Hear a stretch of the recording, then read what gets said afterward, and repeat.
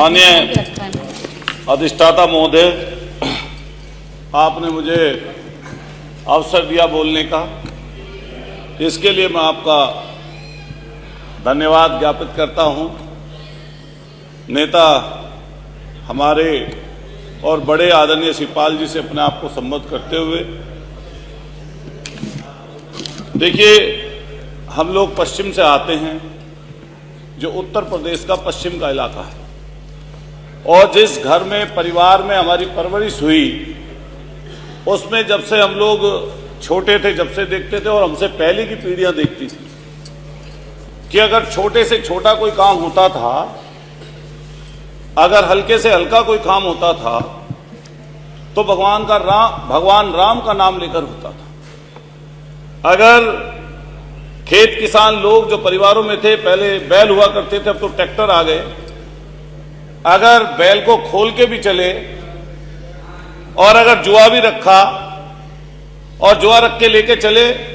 तो पहला नाम यही निकलता था, ले राम का नाम, और तब आगे की तरफ चलते थे। मैंने यहां तक अपने परिवारों में देखा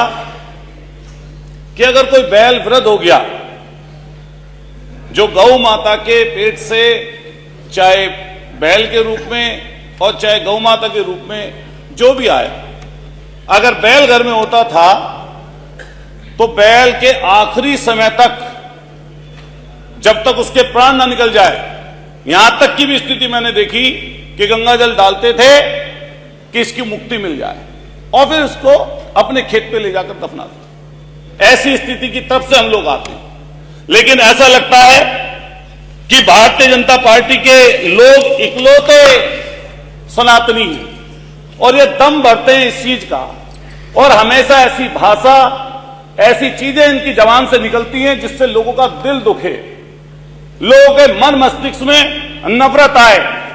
और लोग बुनियादी मुद्दों से दूर हो जाएं। महंगाई की बात ना हो, खेत किसान की बात ना हो, शिक्षा स्वास्थ्य की बात ना हो, जो लोगों की जरूरत की चीजें उनकी बात ही ना हो, इसलिए ऐसे सुगुबे छोड़े जाते हैं। अभी 3 दिन पहले माननीय नेता सदन, माननीय मुख्यमंत्री जी की तरफ से जो शब्द निकला, मैं ये कहना चाहता हूं आपके सदन के माध्यम से कि वो दूसरे में कलकी बनने वाला था, लेकिन एक और दूसरी चीज भी थी जिसके कारण से वो शब्द उछाला गया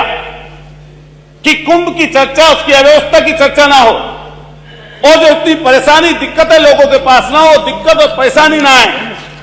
माननीय मुख्यमंत्री जी की तरफ से कहा गया कि समाजवादी लोगों का चरित्र दोहरा चरित्र है, लेकिन एक तरफ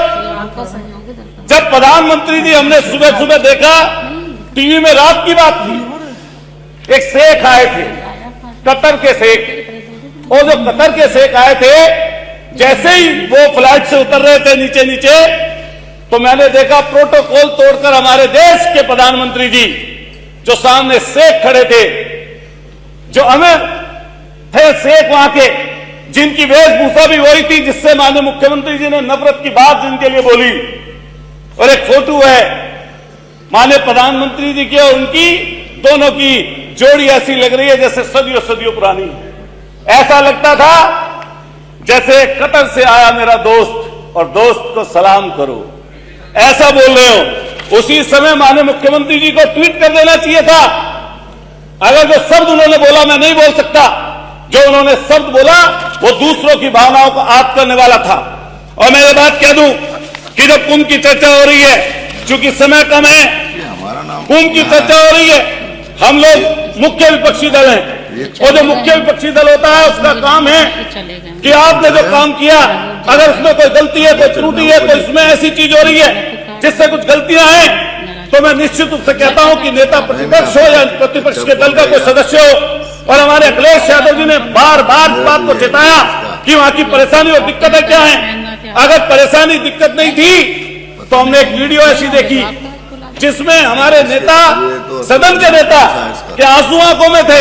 17 घंटे बाद बताया कि घटना घट गई, जब दिल्ली से खबर आई तब बता पाए। जाम में फंसे थे लोग, परेशानी और दिक्कत में थे लोग, दिक्कत और परेशानी इतनी थी कि लोग बयान नहीं कर सकते। चूंकि एक समय थोड़ा है और मैं कई चीज बोलना चाहता था, लेकिन बस यही कहते हुए कि जो उन्होंने हमारे शाहिद मंजू साहब ने बोला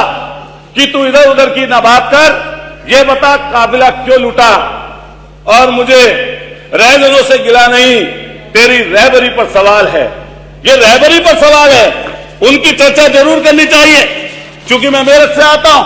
उस धरती से आता हूं जो क्रांतिकारियों की धरती है, जो ऐसी धरती जिसने 1857 की क्रांति में अपनी शहादत दी, और शहादत की अगुवाई करने वाले धन सिंह कोतवाल गुजर, उनके हमारे जो पूर्वज थे, उन्होंने हमें यही सिखाया, उन्होंने हमें यही बताया कि जब राष्ट्र की बात आए तो सबसे पहले राष्ट्र के लिए खड़े हों, लेकिन जब बुराई की बात आए तो बुराई के खिलाफ हम लोगों को मिलकर लड़ना चाहिए। मैं अधिष्ठाता महोदय कहना चाहता हूं कि लोहिया जी का एक कोट है, और लोहिया जी ने जो कहा वो धर्म के सापेक्ष में कहा कि धर्म दीर्घकालीन राजनीति है और राजनीति अल्पकालीन धर्म है। धर्म का काम है अच्छा करें और उसकी स्तुति करें, और राजनीति का काम है कि बुराई से लड़ें और उसकी निंदा करें। ये हम लोगों का और आप लोगों का काम है। इसी तरह हम चलना चाहते हैं, और मैं अपनी बात पूरे समय पे खत्म कर लूंगा। मान्यवर, मैं कहना चाहता हूं, क्योंकि मैं मेरठ से आता हूं, मेरठ की 2-3 बड़ी समस्याएं पिछले अगले 1 मिनट में खत्म कर दूंगा। हमने रिंग रोड के लिए कहा, रिंग रोड के लिए 8 साल से प्रयास हो रहा है, पूरे 7 मिनट तक रिंग रोड के लिए प्रयास हो रहा है, लेकिन इतनी बड़ी सरकार है, ये कहती है कि पश्चिम में तो बहुत पैसा है, उसकी कोई चर्चा नहीं करना चाहता। हम मेरठ के रहने वाले हैं, हमारे यहां पूरे पश्चिमी उत्तर प्रदेश में गन्ना खड़ा है, और गन्ने के किसानों की स्थिति दुर्दशा बहुत भयंकर है। पिछले 5 सालों में एक बार गन्ने का रेट बढ़ा अधिष्ठाता महोदय, और इस बार मायूसी लगी लोगों के हाथ। कम से कम 500 रुपए का रेट इस सरकार को करना चाहिए था। जब माननीय नेता सदन सदन में बोल रहे थे, बस खत्म कर रहा हूं, कंक्लूड कर रहा हूं, जब माननीय नेता सदन बोल रहे थे, मुझे लगता है इतनी चिल्लाकर धन्यवाद, आपने सामने वाला जरूर बोलेगा कि हम गन्ने का रेट बढ़ा रहे हैं। मैं अपनी बात खत्म करते हुए ये बोलना चाहूंगा, श्री वाचस्पति जी, मैं यही अपनी बात मान्यवर खत्म करते हुए कहना चाहता हूं कि नीम के रस में मिला, नीम के रस में मिला जब जहर मीठा हो गया। सुन लो एक बात, नीम के रस में मिला जब जहर मीठा हो गया, झूठ इस कदर बोला कि सच्चा हो गया, झूठ इस कदर बोला कि सच्चा हो गया। इतना सच बोल कि होठों का तबस्सुम ना बुझे, इतना सच बोल कि होठों का तबस्सुम ना बुझे,